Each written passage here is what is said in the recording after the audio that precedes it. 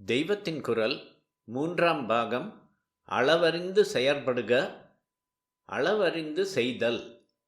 எந்த சக்தியையும் திரவியத்தையும் விரயமாக செலவழிக்காமலும் அதே சமயம் ஒரே அடியாக பூட்டி வைத்து கொண்டு விடாமலும் தானும் சமூகமும் பயனடையும்படி அளவறிந்து செலவழிக்கவும் காத்து வைத்து கொள்ளவும் வேண்டும். பயன்களில் பெரியதான ஈஸ்வர சாட்சா்காரத்துக்கும் கூட அளவறிந்த இந்த போக்கு வழி செய்யும். சமநிலைக்கு வர வேண்டும், லெவலுக்கு வர வேண்டும். Water finds it's level. ஜீவாத்மா லெவலுக்கு வந்தால்தான் பரமாத்ம சமுத்திரத்தில் கலக்க முடியும். இதற்கு எதிலும் அளவு மிதம் வேண்டும். அளவறிந்து எதையும் செய்பவரால் தான் பரம சத்தியத்தை அறிய முடியும் என்பதைத்தான் திருமூலர் கணக்கறிந்தார்கன்றி காண ஒண்ணாதது கணக்கறிந்தார்கன்றி கைகூடா காட்சி என்று சொல்லியிருக்கிறார்.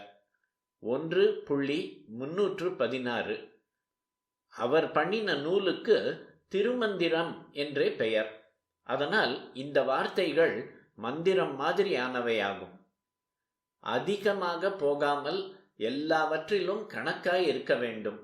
பேச்சு, எண்ணம், செய்கை, உணவு, உடை, செலவு எதிலானாலும் வாழ்க்கைக்கு எவ்வளவுதான் அத்தியாவசியமோ அதோடு கணக்காய் நிறுத்தி கொள்ள வேண்டும்.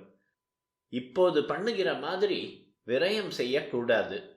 கணக்காய் இருப்பதுதான் இகம் பரம் இரண்டுக்கும் நன்மை செய்வது. மனநெறி இல்லாவிட்டால் பரம் எப்படி லபிக்கும்?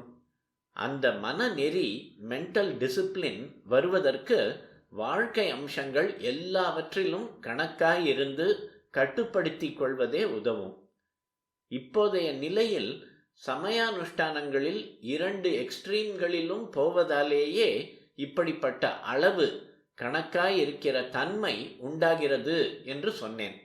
ஆரம்ப நிலையில் நம்முடைய மதானுஷ்டானம், கணக்கு இரண்டுமே பக்குவம் ஆகாதவையாகத்தான் இருக்கும். ஆனால் நாளாவட்டத்தில் இவை ஒன்றுக்கொன்று போஷித்து கொண்டு ஒன்றை மற்றது பக்குவப்படுத்தி கொண்டு போகும்.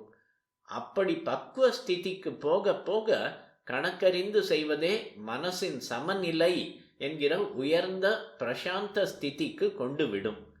பூர்ண பக்குவ நிலையிலோ தன்னியல்பாக நாம் செய்கிறதெல்லாமே அளவறிந்து கணக்காக அமைந்து மற்றவர்களுக்கு வழிகாட்டியாக இருக்கும்.